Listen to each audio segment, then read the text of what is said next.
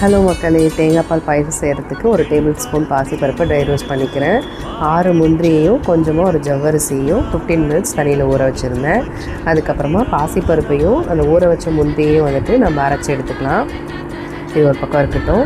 அதுக்கப்புறமா 2 கப்பு வெல்லம் வந்து நுணுக்கின வெல்லம் 2 கப்பை வந்து நான் நல்லா தண்ணியில் ஊற்றி பாகு மாதிரி காய்ச்சிக்கிறேன். ரொம்ப திக்காக வேணால் கொஞ்சம் வாட்டரியாகவே வந்து காய்ச்சிக்கலாம். அப்புறமா 15 மினிட்ஸ் ஊற வச்சுருந்த ஜவ்வரிசியை வந்துட்டு அடுப்பில் ஊற்றி கொஞ்சமாக வேக வச்சுக்கிறேன். அது வந்து பார்த்தாலே தெரியும் நமக்கு வெந்திருக்க கன்சிஸ்டன்சி. அதுக்கப்புறமா செகண்ட் டைம் எடுத்த தேங்காய் பால், கொஞ்சம் தண்ணியாக இருக்க தேங்காய் பால் வந்து 1 கப் ஆட் பண்ணிக்கிறேன். அதுக்கப்புறமா அரைச்சி வச்சுருந்த பாசிப்பருப்பு பேஸ்ட் இருக்குல்லையே, அதையும் ஆட் பண்ணி நல்லா மிக்ஸ் பண்ணி விட்டுக்கிறேன். இதெல்லாம் வந்து ரொம்ப கொதிக்க தேவையில்லை. அதுக்குள்ளேயே வந்து நம்ம திக்கான தேங்காய் பால் நான் 2 கிளாஸ் எடுத்து வச்சுருந்தேன்.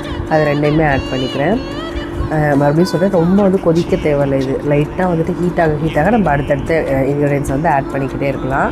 இப்போ வந்து நான் நல்லா தண்ணியாக காய்ச்சி வச்ச பாகு இருக்கு இல்லையா, அதை வந்து ஆட் பண்ணிக்கிறேன். இந்த பாயசமே வந்து கொஞ்சம் வாட்டரியாக தான் இருக்கணும். ஏன்னா நம்ம பாசிப்பருப்பு சேர்க்கறதுனால டக்குன்னு திக்காகிடும். ஸோ இவ்வளோ வாட்டரியாக இருந்தால் தான் அது வந்து ரொம்ப நல்ல டேஸ்ட்டாக இருக்கும். அதுக்கப்புறமா நெய்யில் வறுத்து முந்திரியை ஆட் பண்ணிக்கிறேன். அவ்வளோதாங்க, சிம்பிள் ஸ்டெப்ஸில் இந்த பாயசம் வந்து ரெடி. அந்த குட்டி குட்டி ஜவ்வரிசி முந்திரி எல்லாம் சேர்த்து அதோடய டேஸ்ட் வந்து ரொம்ப சூப்பராக இருக்கும். ரொம்ப ஹெல்த்தியும் கூட. கண்டிப்பாக ட்ரை பண்ணி பாருங்கள். எங்கள் வீடியோ பிடிச்சிருந்துச்சுன்னா மறக்காமல் சப்ஸ்கிரைப் பண்ணுங்கள்.